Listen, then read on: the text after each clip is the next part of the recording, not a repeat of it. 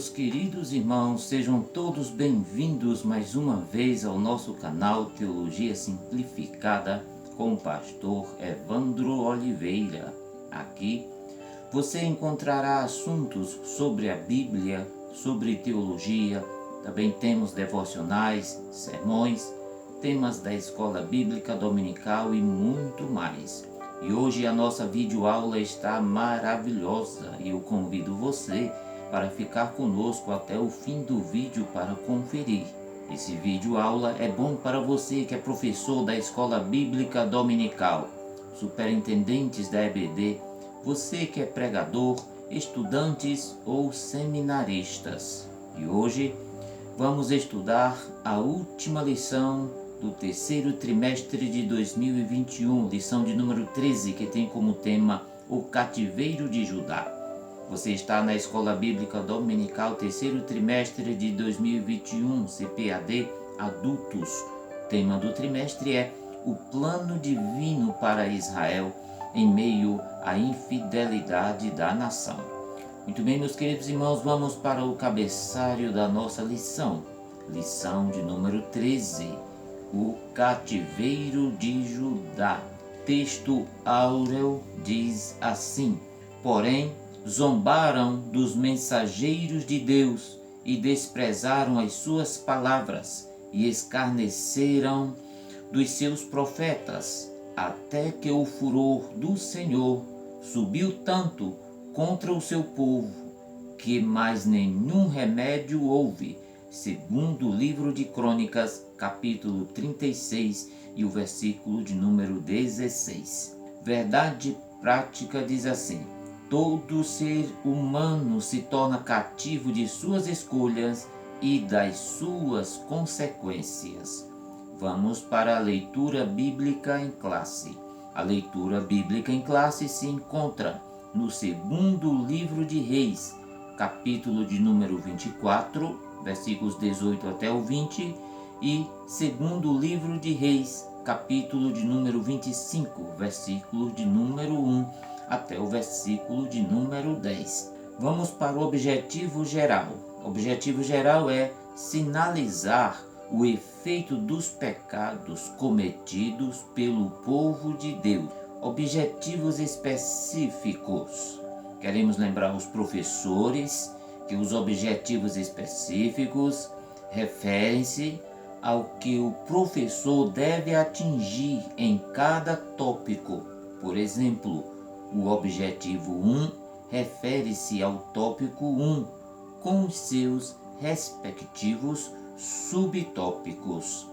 Então vamos para os nossos objetivos específicos. Primeiro objetivo específico é apontar os motivos da decadência de Judá. Segundo, revelar a teimosia do rei Zedequias. E terceiro, relatar a queda de Judá. No esboço da nossa lição, nós vamos estudar no primeiro ponto o declínio espiritual de Judá. No segundo ponto, nós vamos estar estudando a obstinação de Zedequias e sua queda. E no terceiro ponto, nós vamos estudar Jerusalém é cercada e levada cativa. Muito bem, você sabe quais foram as causas do cativeiro de Judá? Você sabe quais foram as calamidades que se abateram sobre Judá? Quanto tempo durou o cativeiro de Jerusalém? Você sabe me dizer quais os profetas do cativeiro? Pois bem, estaremos respondendo estas perguntas agora. Mas antes, eu quero fazer 3 pedidos a você. Pode ser? Primeiro pedido: se você é novo por aqui, se inscreva no nosso canal, ok? Segundo pedido: assista o vídeo até o fim, tem muitas informações e subsídios para a sua aula. E terceiro, ative o sininho de notificações. Fazendo essas 3 coisas, você estará ajudando o nosso canal a produzir mais subsídios para a sua aula. Então, vamos iniciar a nossa aula. O que é cativeiro babilônico? Primeiro, Vamos definir e depois falar sobre a cronologia do cativeiro, e você nunca mais terá dúvidas sobre esse assunto tão importante. O cativeiro na Babilônia é, de modo geral, a remoção forçada da maior parte da população, especialmente das pessoas mais habilidosas e de classe superior de sua pátria, elevada para outro país. Esta foi a ocasião em que os israelitas foram retirados à força de sua terra e levados cativos para outros países por imperadores e reis. O exílio babilônico durou ao todo mais de 70 anos. Agora, eu quero falar sobre a cronologia do cativeiro babilônico e assírio, para que você possa compreender de uma vez por todas este evento tão importante para a história bíblica. Então vamos ver que o cativeiro assírio e o cativeiro babilônico foram por demais importantes para o registro histórico desse povo. O primeiro a acontecer foi o exílio dos israelitas no Reino do Norte, Samaria. Este foi efetuado pelos assírios, que é conhecido como o cativeiro assírio. Ele ocorreu em duas fases. A primeira foi em 734 a.C., sobre Tiglat-Pileser III, e logo após, no ano 722, sobre Salmanaser e seu sucessor Sargão II, quando a cidade de Samaria foi destruída e o reino do norte deixou de existir. Isso está registrado no segundo livro de Reis, capítulo 17, versículo de número 5 até o versículo de número 6. Eu vou deixar esse texto aqui na tela para que você possa posteriormente estudar, ler esse texto para ter uma maior compreensão. O cativeiro babilônico. Quando começou o cativeiro babilônico de Judá? Pois bem, em 606 a.C., Nabucodonosor II empreendeu uma grande campanha militar a fim de estender o território do seu império na Babilônia. Logo, o exílio dos judeus envolveu a destruição do Reino do Sul, conhecido como Reino de Judá, e a cidade de Jerusalém. Esse também ocorreu em várias fases, todas sob o rei Nabucodonosor II. No livro de Jeremias, capítulo 52, versículo 28 até o 30, fala sobre isso. Portanto, no ano 606 a.C., ocorreu a primeira deportação para a Babilônia. Estima-se que um pequeno grupo de pessoas foram levadas cativas, onde também estavam Daniel e seus 3 amigos. No livro de Daniel, capítulo 1, versículos 1 até o versículo 6, nos fala que Daniel, juntamente com Ananias, Misael, Azarias e outros nobres jovens, foram levados para a Babilônia na primeira deportação no ano 606 a.C. Escute que a segunda deportação ocorreu em 597 a.C. Era o 8º ano do reinado de Nabucodonosor. O templo de Jerusalém foi saqueado, mas não destruído. Nessa ocasião, cerca de 10.000 pessoas foram levadas ao cativeiro, inclusive o profeta Ezequiel, que sempre data suas profecias a partir de Joaquim, rei de Judá, em Jerusalém, também levado cativo nessa fase. Segundo o livro de Reis, capítulo 24, versículo 15, também você vai encontrar esta história no livro do profeta Ezequiel, capítulo 1, versículo 1 até o versículo de número 5, quando eles foram levados para o cativeiro babilônico na segunda deportação, no ano 597. É importante que você guarde essas datas dessas 3 deportações do cativeiro do reino de Judá. Muito bem, agora vamos para a terceira deportação, que foi no ano 586. Esta foi a mais terrível, quando ocorreu a queda de Judá. Jeremias capítulo 52, versículo 19 fala sobre isto. Esta pode ser considerada a data oficial do início dos 70 anos do cativeiro. Foi dessa vez que o Templo de Salomão em Jerusalém foi destruído e a dinastia de Davi chegou ao fim. Agora, é importante lembrar que este rei babilônico tinha também a intenção de preparar diversos jovens para trabalhar nos negócios de interesse de seu império. De fato, alguns jovens hebreus tiveram que se sujeitar a isso. Essas 3 últimas deportações são registradas pelo profeta Jeremias, no livro de Jeremias, capítulo 52, versículos de número 27 até o versículo de número 30. Diz assim a palavra do Senhor: assim Judá foi para o cativeiro longe de sua terra. Este é o número dos que Nebuzaradã levou para o exílio. No 7º ano, 3.023 judeus. No 18º ano de Nabucodonosor, 832 de Jerusalém. E em seu 23º ano, 745 judeus levados ao exílio pelo comandante da guarda imperial Nebuzaradã. Foram ao todo 4.600 judeus. Note que o evento marcaria o início dos 70 anos do cativeiro na Babilônia. Seria a destruição total de Jerusalém, o que inclui a destruição de seu templo, de seus muros, de seus palácios. Portanto, este evento aconteceu na deportação no ano 586 a.C. Veja, meus queridos irmãos, que os principais profetas do exílio babilônico foram Jeremias, Daniel e Ezequiel. Isaías viveu entre o ano 765 a 681 a.C. e profetizou muitas coisas acerca do cativeiro da Babilônia. Já o profeta Jeremias, que viveu entre 650 e 586 a.C., um tempo durante o próprio exílio babilônico, ele não foi levado cativo, mas foi-lhe concedido viver em liberdade onde quisesse. Ele pregava que todo Israel, além de outras nações, deveriam render-se ao rei da Babilônia. E por isso Jeremias foi acusado de traidor do povo de Deus.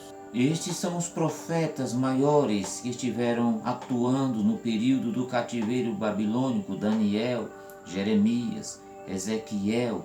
Vamos ao primeiro ponto da nossa lição: o declínio espiritual de Judá. Primeiro, irmãos, existem os avisos que os profetas deram. Vários profetas haviam predito a ruína de Jerusalém, incitando o povo ao arrependimento, para que a justiça divina não agisse contra o povo, contra a cidade santa e o templo. Mas todos os avisos foram em vão. Dentre os profetas pré-exílicos do Reino do Sul, podemos citar Miqueias, Sofonias, Naum e Abacuque. Joel e Obadias profetizaram bem antes do exílio. Agora Isaías foi o maior profeta em período anterior ao exílio de Judá. E Jeremias anunciou, acompanhou e relatou todas as atrocidades dos cercos babilônicos e da sorte dos cativos. Ezequiel e Daniel atuaram no exílio. O profeta Abacuque previu detalhes de como seria o exército babilônico e as suas estratégias de guerra no livro de Abacuque, capítulo 1, versículo 5 ao 11. Eu quero ler esta referência juntamente com você. Veja, irmãos, como Deus revelou a Abacuque os detalhes da nação da Babilônia que estaria invadindo o reino de Judá. Diz o versículo 5 do capítulo 1 de Abacuque: olhem as nações e contemplem-nas, fiquem atônitos e pasmem, pois nos dias de vocês farei algo em que não creriam se lhes fosse contado. Estou trazendo os babilônios, nação cruel e impetuosa, que marcha por toda a extensão da terra para apoderar-se de moradias que não lhe pertencem. É uma nação apavorante e temível, que cria a sua própria justiça e promove a sua própria honra. Olha o que o texto diz sobre os exércitos dos caldeus. Seus cavalos são mais velozes que os leopardos, mais ferozes que os lobos no crepúsculo. Escute isso, sua cavalaria vem de longe. Seus cavalos vêm a galope, vêm voando como ave de rapina que mergulha para devorar. Todos vêm prontos para a violência. Suas hordas avançam como o vento no deserto e fazendo tantos prisioneiros como a areia da praia. Menosprezam os reis e zombam dos governantes, riem-se de todas as cidades fortificadas, pois constrói rampas de terra e por elas as conquistam. Depois passam como o vento e prosseguem, homens carregados de culpa e que têm por Deus a sua própria força. Vejam os detalhes que Deus revela ao profeta Abacuque acerca dessa nação, acerca do exército babilônico e suas estratégias de guerra. É importante lembrar, irmãos, que o ministério de Jeremias foi o mais importante durante o episódio do cativeiro. O ministério de Jeremias iniciou-se durante o reinado de Josias e esteve ativo durante os próximos 4 reis. Jeremias foi muito enfático e assertivo nas suas predições. Diz-nos o texto: porque o meu povo fez 2 maldades. A mim me deixaram o manancial de águas vivas e cavaram cisternas rotas que não retêm água. Jeremias capítulo 2 e versículo 13. A profundidade das profecias de Jeremias chocaram as autoridades da época, que retaliaram várias vezes contra a vida do profeta. Muito bem, eu convido você agora para irmos ao segundo ponto da nossa lição, que tem como tema a obstinação de Zedequias e sua queda. Zedequias, o último rei de Judá, não entendeu a situação em que estava Judá.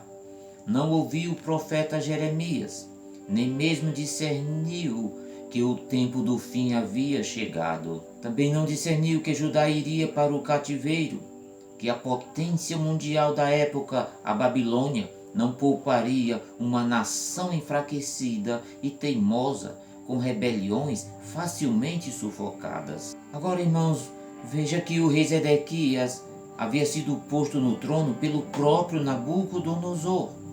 Agora ele rebelou-se contra a Babilônia, embora Jeremias tinha o advertido várias vezes que não fizesse isso, pois as consequências seriam graves. Este ato violou o juramento de lealdade a Nabucodonosor, que o fizera rei diante de Jeová. Isso está no livro de Ezequiel capítulo 17. Só que Zedequias achava que teria forças para lutar contra o império e também queria mostrar coragem, mas isso somente aumentou a fúria do imperador, que sitiou Jerusalém por 18 meses até a sua queda final. Agora, irmãos, escute isso: apesar de ter mantido o profeta preso, o rei chamou o profeta diversas vezes para tomar conselho com ele, e em todas as vezes, porém, Jeremias informava-o de que a sentença de Jeová estava posta e de que o melhor a fazer seria render-se à Babilônia. Isso demonstra que Zedequias tinha um caráter fraco, estava cercado de conselheiros bajuladores e com interesses próprios. O profeta Ezequiel chama Zedequias de profano e ímpio príncipe de Israel. Muito bem, queridos irmãos, estamos estudando sobre o cativeiro de Judá. E eu pergunto a você, qual foi o motivo dos cativeiros babilônicos e assírio? A causa que levou os israelitas a sofrerem o cativeiro na Babilônia e na Assíria começou muito tempo antes destes próprios exílios. Para ser mais exato, ainda com o rei Salomão, o terceiro rei da monarquia dos hebreus, cujo reinado durou de 970 a 931 a.C. Como você deve saber, após vários avisos, a começar pelo aviso do profeta Elias, de uma forma oral, até os profetas que escreveram seus oráculos, Todos esses profetas alertaram contra o terrível pecado da idolatria, que tira o Senhor do seu devido lugar e entroniza deuses criados pela imaginação humana. Além da idolatria, havia o derramamento de sangue inocente que vários reis praticaram, como o caso de Manassés. A questão da justiça social denunciada por vários profetas. Também a não observância do descanso sabático pelas pessoas e também pelo descanso sabático da terra, além da morte de vários profetas, o que foi denunciado por Jesus, que diz: para que sobre vós não caia todo o sangue justo que foi derramado sobre a terra, desde o sangue de Abel, o justo, até o sangue de Zacarias, filho de Baraquias, que matastes entre o santuário e o altar. Evangelho de Mateus, capítulo 23, versículo 35. Escute, irmãos, que a situação de Judá foi uma triste realidade para um povo que recebeu tantas profecias e avisos, oportunidades de arrependimento, mas não quiseram ouvir os avisos dos profetas. Muito bem, meus queridos irmãos, vamos para o terceiro ponto da nossa lição. Terceiro ponto: Jerusalém é cercada e levada cativa. Depois de investidas assírias, egípcias e 3 investidas babilônicas, a grande e imponente cidade de Jerusalém estava completamente arrasada. Durante o cerco a Jerusalém, que durou 18 meses, ninguém podia entrar nem sair da cidade. Os alimentos que haviam em estoque foram sendo consumidos. Os animais foram sendo abatidos e comidos, até que não restou mais alimento.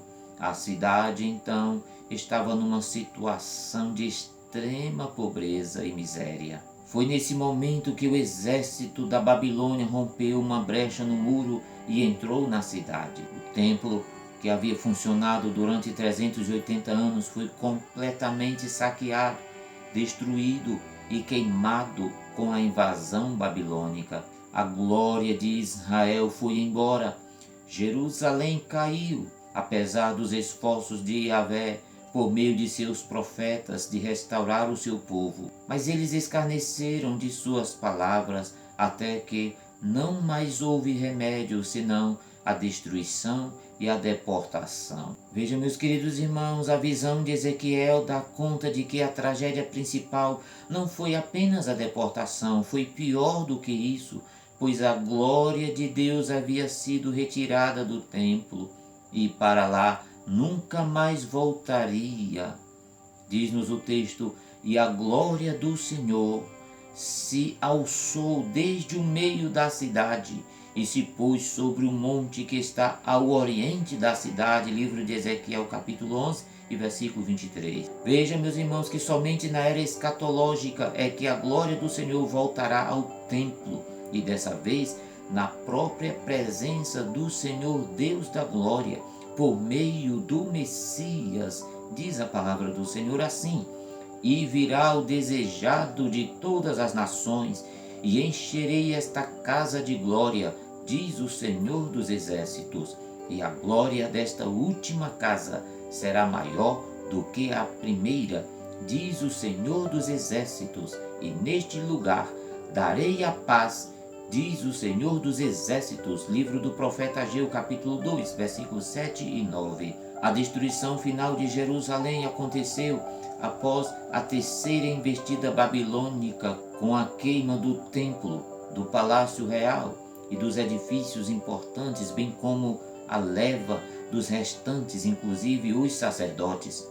O livro das Lamentações de Jeremias descreve as cenas deploráveis vista por Jeremias. Ele citou no livro de Lamentações, capítulos número 2 e também no capítulo 4, versículo 3 até o 10. Ele sugere que a fome chegou a tal ponto que as mães poderiam comer os seus próprios filhos, que Jerusalém ficou solitária, que chorava inconsolável. Os sacerdotes suspiravam de desespero, As virgens desesperadas estavam sentadas sem forças pelos caminhos. A língua das crianças ficavam coladas no paladar por causa da sede. As crianças pediam pão e ninguém lhes dava. Pessoas estavam desfalecendo nas ruas. A pele das pessoas estava enrugada, escura e colada nos ossos. Os mortos eram louvados porque tiveram a melhor sorte dos que os que foram cativos ou ficaram em Jerusalém. E por último, meus queridos irmãos, nós vamos estudar sobre a esperança, isso mesmo, porque há uma mensagem de esperança em meio a essa tristeza toda. A esperança foi profetizada. O desespero retratado por Jeremias tomou conta de todos, que no caso de Judá foi o lamentável ocorrido da destruição da cidade e da ida para o exílio. Embora ele tenha lamentado profundamente a destruição da cultura, da religião, dos lugares sagrados e da habitação do povo de Judá, a princípio num gesto de autocomiseração e autopiedade, ele depois se lembrou de algo que de bom aconteceria adiante. Ele escreveu um dos livros mais tristes de toda a Bíblia, que é o livro de Lamentações. Mas, escute isso, meus irmãos, nas suas lamentações, ele lembrou-se do Senhor, o que lhe permitiu praticar a resiliência presente na esperança. Diz o texto sagrado: as misericórdias do Senhor são a causa de não sermos consumidos, porque as suas misericórdias não têm fim. Novas são cada manhã, grande é a tua fidelidade. Bom é o Senhor para os que se atêm a Ele, para a alma que o busca. Bom é ter esperança e aguardar em silêncio a salvação do Senhor. Lamentações capítulo 3, 22 até o 26. E ele ainda diz assim: porque eu bem sei os pensamentos que penso de vós, diz o Senhor, pensamento de paz e não de mal, para vos dar o fim que espereis. Lamentações 29, versículo 11 ao 14. Assim como Jeremias mudou a sua desolação para um estado de esperança, também o cristão, diante das suas dificuldades e enfrentamentos, desenvolve essa mesma atitude esperançosa, pois a falta de esperança produz a tristeza, e a tristeza leva ao abatimento e à frustração, que também por sua vez leva à fraqueza e ao desânimo. A prova mais certa para termos motivo de esperança é a ressurreição de Cristo Jesus. Cristo em vós, a esperança da glória. Assim, nossa esperança está além deste mundo. Se esperamos em Cristo só nessa vida, somos os mais miseráveis de todos os homens. Muito bem, meus queridos irmãos e irmãs, estamos agora já chegando ao fim da nossa pré-aula. E se ficou alguma dúvida, deixe aí nos comentários. Ou se precisar de alguma outra ajuda para a ministração dessa tão importante aula, entre em contato conosco. Muito obrigado, professor, por você ter ficado conosco até aqui. Muito obrigado pela sua companhia. Que Deus possa te abençoar hoje e sempre. E até a próxima semana, iniciando mais um trimestre da nossa Escola Bíblica Dominical.